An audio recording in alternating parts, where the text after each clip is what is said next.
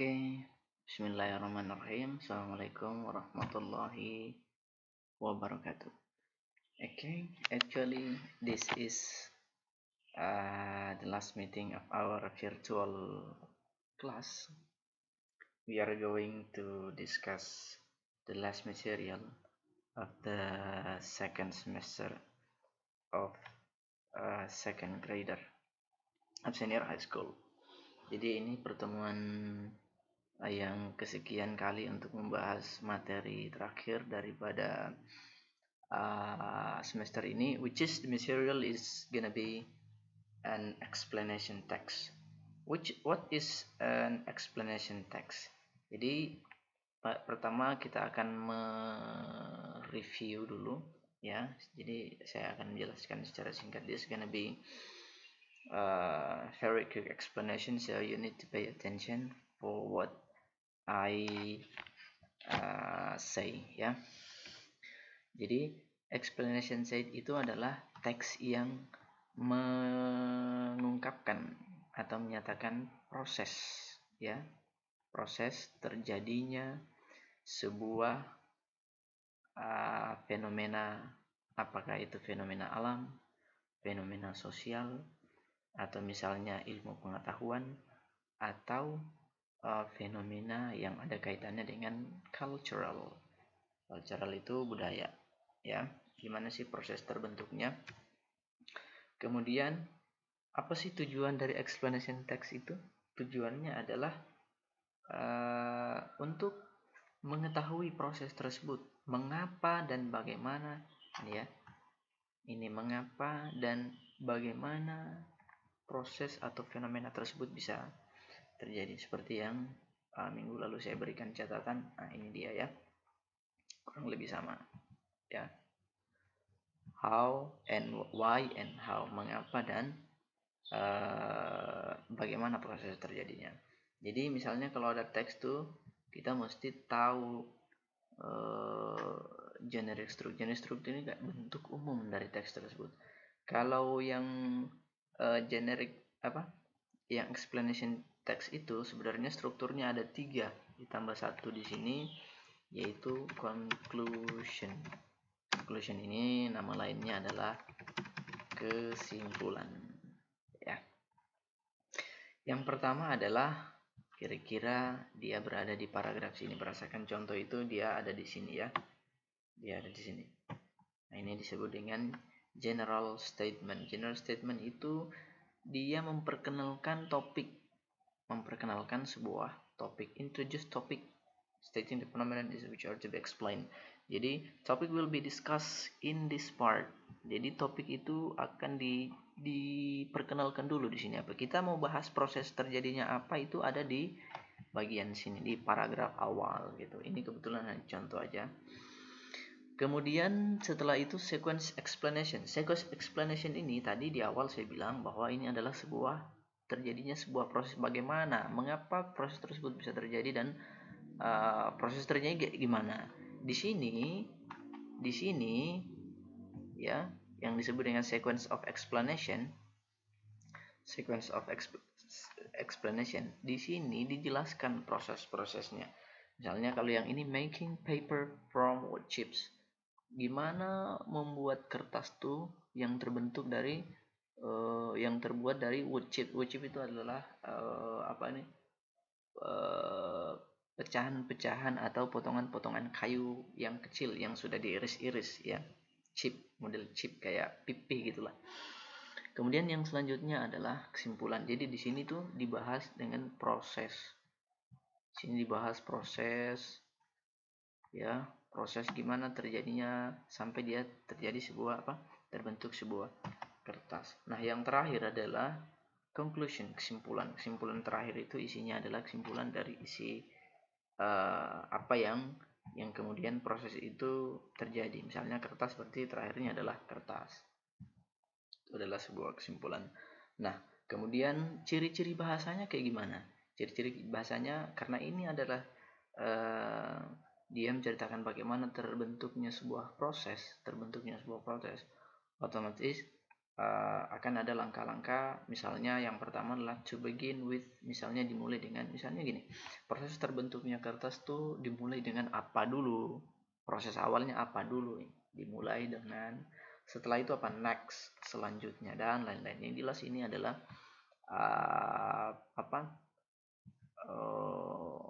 chronological connection yang disebut dengan kata-kata yang mengacu pada langkah-langkah ya.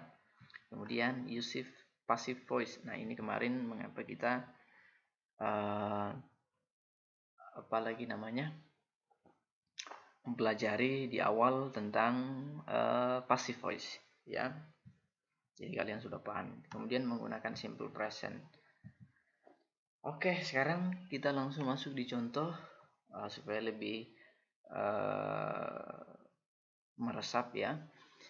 Making paper from wood chip. Pembuatan kertas yang berasal dari potongan-potongan kayu kecil pipih ya. Wood chipping is a process used to obtain pulp and paper product from forest trees. Jadi wood chipping itu adalah proses untuk membentuk bubur kertas dan juga kertas ya. Bubur kertas karena sebelum menjadi kertas otomatis jadi pulp dulu ya. Bubur kertas yang berasal dari kayu itu berasal dari hutan gitu. Ini masuk di yang disebut dengan general explanation ya, di atas ini general statement atau general explanation. Kemudian kita masuk di bawah proses terjadinya tersebut. Yang pertama, proses wood chipping itu dimulai ketika pohon tersebut ditebang ya dari hutan-hutan yang sudah ditentukan. Setelah itu ini disebut dengan proses cup. Jadi proses yang pertama dulu adalah cup. Cup ini artinya proses penebangan kayu. Setelah itu prosesnya apa? Selanjutnya next, the top and the branches, bagian atas kayu. Kan bagian atas kayu itu kan umumnya kecil. And branches, ranting dari kayu tersebut kemudian dipotong dan batang-batang kayu tersebut dibawa menuju ke pabrik. Jadi tahap yang pertama adalah pemotongan kayu, habis itu dibersihkan ranting dan dipotong bagian atasnya kemudian dibawa ke pabrik. Setelah itu apa? Setelah itu kemudian proses selanjutnya adalah at the mill. Di pabrik itu kulit dari batang kayu tersebut dihilangkan dan kemudian batang-batang kayu tersebut dibawa ke chipper. Chipper ini mesin pengiris, kayak mesin menghancurkan kayu tersebut yang kemudian memotong-motong kayu tersebut menjadi bagian-bagian atau potongan-potongan kecil. Nah, inilah yang disebut dengan wood chip. Ya. Irisan-irisan atau potongan kayu yang kecil. Ya, karena harus dijadikan sebagai bubur kertas dulu ya. Kemudian wood chip, wood chip itu kemudian disaring untuk dibersihkan dari kotoran dan juga sampah-sampah yang lainnya. Karena kan mungkin ada kotoran atau sampah yang ikut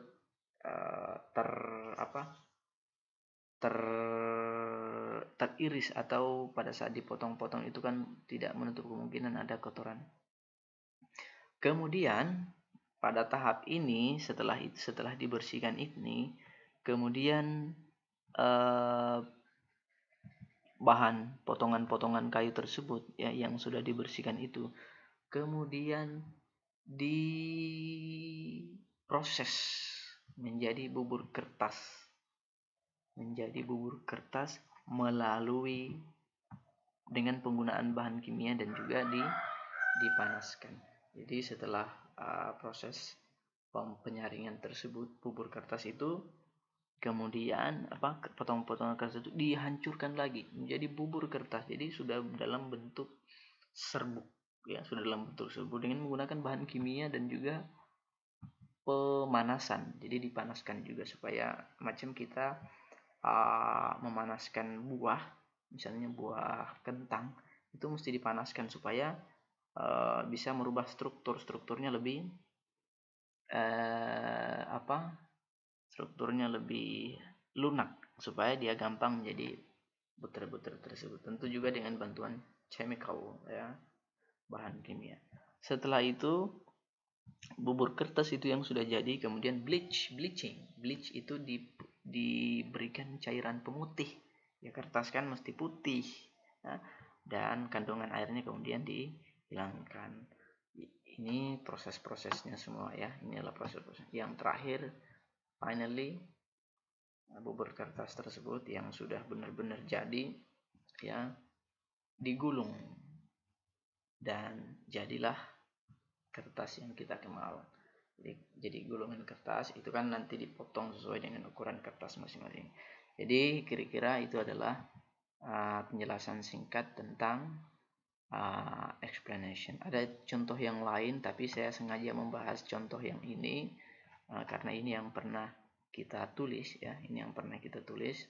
Jadi mudah-mudahan itu bisa membantu. Sebenarnya ada juga contoh yang lain, misalnya yang ini ada bagaimana proses terjadinya madu, ya. Jadi bukan hanya fenomena alam, juga fenomena sosial yang ada kaitannya dengan kehidupan sosial masyarakat dan juga kebudayaan. Jadi itulah kira-kira penjelasan singkat. Jika ada pertanyaan, you need to ask me by phone, by platform messenger or WA, ya, WhatsApp.